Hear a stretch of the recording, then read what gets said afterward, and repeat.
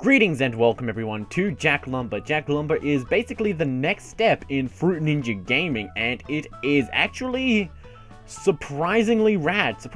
Normally I'm not into those Fruit Ninja kinds of games. Like, I play them on the Kinect once in a while, but aside from that, like, I never touch the things.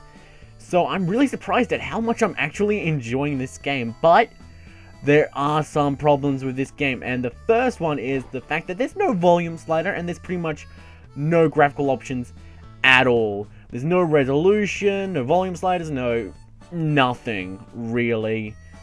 This is all of the options you get. There's settings, credits, cutscenes, and the ability to gift the game. By the way, the gift game button, that basically will just open up your default internet browser, and then it will take you to the Steam store page for this game, and then you can just send it to your friend on Steam if you want.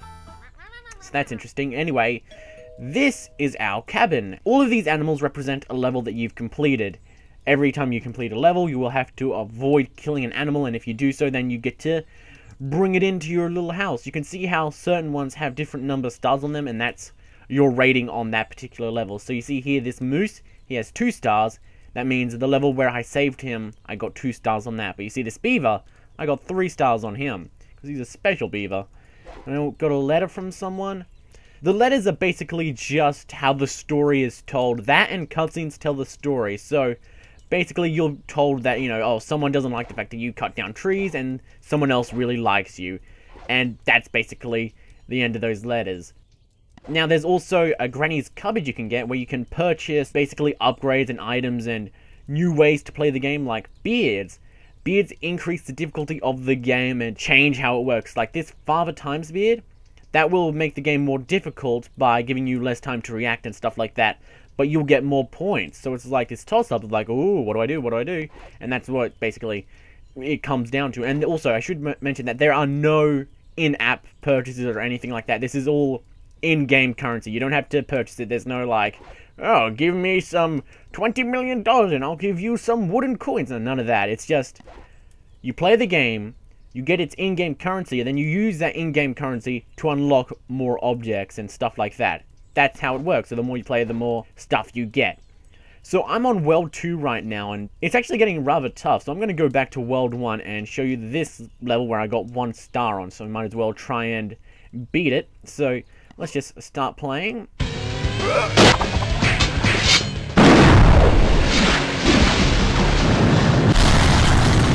And that is how he starts every level after you've stopped playing the game. So if you quit the game, come back, you will see that. Now, the reason you're attacking all these logs is that your tree was killed by a granny. Your granny was killed by a tree. Your tree wasn't killed by a granny. Otherwise, you'd be killing grannies instead. Whatever. Anyway, yes, your granny was killed by a tree, so you're getting your vengeance by killing all of these trees and basically just annihilating them. So that's basically the whole story. Obviously, it's not Shakespeare, but it's definitely not trying to be, but it is freaking brilliant regardless.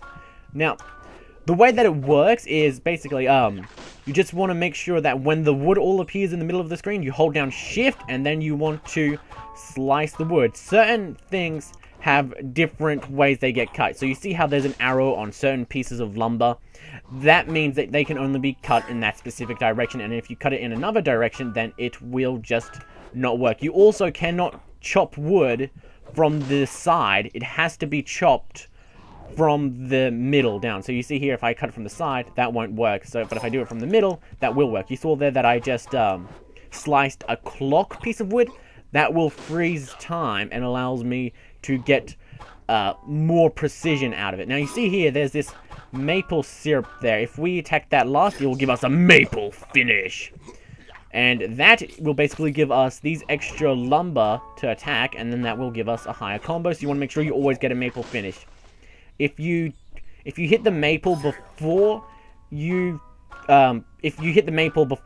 the final one, so if you hit it, say, first, you won't get the maple finish because you're not finishing with the maple syrup. So you want to make sure that you always attack the maple syrup last. Now, we have to watch out that we don't harm the animal, because otherwise we'll lose it and we won't be able to win the level. Actually, I think that's what happens. I actually haven't tried slicing the animals. What have we got? Oh, 2 stars, sweet, so we've increased just a little bit, so not that great at all, but still better than before. There are also leaderboards that you can get, or you can score on rather, so you can see what you've got here. There's also errands that you can fulfill, so see, get 10 maple shots, that will give you 250 lumber wood things, and that will allow you to purchase more items from the cupboard. Say, we could purchase some pecan syrup. Cut backwards, Granny's weapon against one-way logs. Pecan allows you to cut the opposite way of the arrow. 1 use per log, so let's just buy that. There we go. So now we've got 7 of those. Now we can just head back by clicking X, and now let's retry it. So if we were to see, now we've got a one-way log, but if we cut the back, see, now it's saying 6 left, 5 left, and so on and so forth. Simple stuff like that. So you can use items to change how the game plays to make it easier for you, or the beards can actually make it harder. So actually, let's just go back to the cabin and put on our beard. So where is our beard? There we go. Then click it, and it will go on. Now that will make the game harder. So what level were we playing? We were playing some. Oh, this isn't the right level. Okay, there we go. Yeah, Squirrely Village we were playing. So we have the Father Time beard, and now our time is dramatically cut down. So you saw there how much quicker it went down in comparison to before. It's cut down in half. So we have half the time to make the same amount of precision movements. So it's pretty intense, but your score gets increased. So it's like, oh man, what do I do? Do I get the beard, or so I can get it frozen, or what? You might not have enough time to hit everything. It's just like, what do I do? It's this risk versus reward type of thing, and that's really good. Now, in terms of why I like this game, it's just a very nice game to chill out, max and relax with. You don't really need to think too much about it. It's like if you ever want to listen to a podcast and you want to play a game, but you don't really want to think too much about the game. It's just a game to play while you're zoning out, basically. Then this is the game for you. It's fantastic at just zoning out to. Like, you don't need to really pay that much attention to it at all. You just slice lumber, and then that's that. If you fail, so what? No big deal. Just try again. It's okay. The game doesn't really punish you for losing or failing. It's not like, you piece of shit, I hate you. It's just like, well, man, no, don't worry about it. We'll get it next time. And it's like, thank you, game. You understand that I'm not really paying attention. So it's really good. It's just a game to zone out to. And it's just simple. It's not going to insult you or have you constantly redo the same sections of a game. So it's like a game that punishes the player for dying would just be like, oh, you didn't succeed in this specific section, we're going to have you replay this section of the game 7 million more times, and then maybe we'll let you continue. But this game's like, man, if you just barely reach the bare minimum, we'll let you continue and finish the game. It doesn't matter. Like if we go to the main menu here, and then we look at the level, like, see how I've pretty much bronze-starred everything. Like, you pretty much, like, hitting the minimum score for this stuff, it's, like, ridiculously easy. Like, I barely ever freaking hit this stuff, and I reached 500 quickly. Like, okay, so we've just hit all the wood there, and that's nearly 100 points right there. That's 71 points right from the get-go. So it's, yeah, very easy to hit that kind of stuff. And look, we're getting straight shots as well, and there's just tons of bonuses that you can get, so it's like, it's not that difficult at all, and it's just very simple. And oh my goodness, there we go. You just saw that we hit a barrel there, which basically exploded the area around us, and basically, oh, damn it, I didn't even see that log up there. Damn it, I missed it. But you don't actually get punished that much at all for missing any items, because if you do miss, then it's not going to be like, oh, you're gonna fail, boy. No, it's just like, whatever. You miss out on a few points, but that's okay. You can miss out on tons of points, or tons of wood, and still win. Like I'm at 332 right now, and I've missed tons and tons of bloody lumber. Like, 404 right now, and it's like, holy crap, I've missed so much. I've hit stuff so incorrectly. But it's like, you know, whatever, guy. You don't need to worry. And it's just like, thank you, game. Thank you. So, yeah, that's why I like this game, because it's a zone-out game. You don't need to pay attention to it. It's also very funny. It's got beautiful graphics. I just love the art style of this game. it's got a nice, it's got a very nice cartoony, childlike wonder sort of look to it, and it's beautiful. It's not very serious at all. You're cutting down lumber to avenge your grandma. How could it possibly get any less serious than that? How? I don't know how, but it most likely will. Oh my god! I hit the animal. Oh dear, does that actually end the game? No. Oh, wow. So you can't... Okay, so that's the most it will actually punish the player.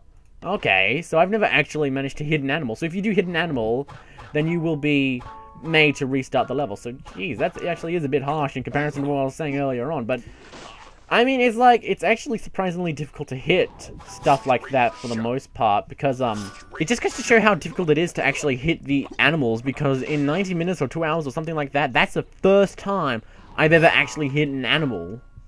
But still, it's just like, aside from that, it's like still a ridiculously easy game. It's fun to just chill out with. It doesn't take itself seriously at fucking all, and it's just brilliant, and it's just great, really. Now, as I said earlier, that the only real problem I have with it is the fact that the options are, like, non-existent.